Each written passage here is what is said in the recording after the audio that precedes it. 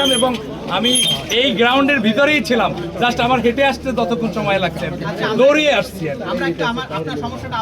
5টার ভিতরে মনোনয়ন দাখিল করতে হবে।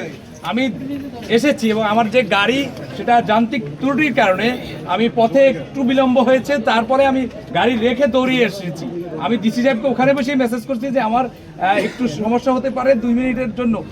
এখানে যখন আসছি তখন আমি 5:03 আমি ওনাকে মেসেজ করেছি, আপনার এখানে মেসেজ আছে আমার মোবাইলে, এবং আমি এসে ফোন করেছি, উনি বলেছে যে এখন সুযোগ হচ্ছে না। তারপরে আমি আবার ফোন করেছি, উনি ওনার পাশে হয়তো বা সহকর্মী দিয়ে ফোন ধরিয়েছে, উনি বলছে যে দেখতেছি, এবং পরবর্তীতে আরেকজন ম্যাজিস্ট্রেট উনি চলে গেছে যে দেখি আমি স্যারের অনুমতি নিয়ে আসি, এই জন্য আর কি। মাত্র 2 মিনিটের ব্যাপার। আশ্বাস বলেছে স্যার ব্যস্ত আছে, পাশে যে গিয়েছে সে কি আসছে না, এখনো আসেনি, আমি দেখতে পাইনি, সে এখনো আসেনি। আপনি কত আসন থেকে নির্বাচন করতে চান?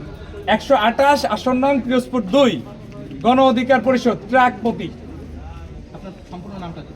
আনিসুর রহমান মুন্না। আপনি দল থেকে একবার আলাদা হয়ে গেছিলেন না একবার?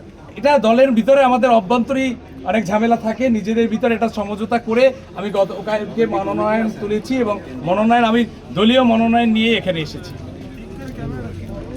আপনার কোনো পদক্ষেপ বা আছে কিনা এরকম? অবশ্যই, আমি যেহেতু রাষ্ট্রের একজন নাগরিক, রাষ্ট্র আমার, আমি একজন জনগণ, যেহেতু আমি রাষ্ট্রের মালিক, আমি আমার রাষ্ট্রের কাছে এবং রাষ্ট্রের আদালতের কাছে আমি সেটা চাবো যে আমার কি ব্যর্থতা ছিল 2 মিনিটে আমার অর্থতা, আমি আমার ব্যর্থতা জানিয়েছি, মিডিয়ার সামনেও বললাম। কিন্তু আমি তো আমার অনুমতি আনতে যে যিনি গিয়েছেন উনি আসলে হয়তো বা আমি আশাবাদী যে ডিসি সাহেব এটা দেখে আমার জমা নেবে মনে হয়। না না না না না, দেরি করেনি, আমি পথে আসতে, অর্থাৎ আমার যে আমি রওনা দিয়েছি আমার গাড়ির যান্ত্রিক ত্রুটির কারণে, গাড়ির যান্ত্রিক ত্রুটির কারণে।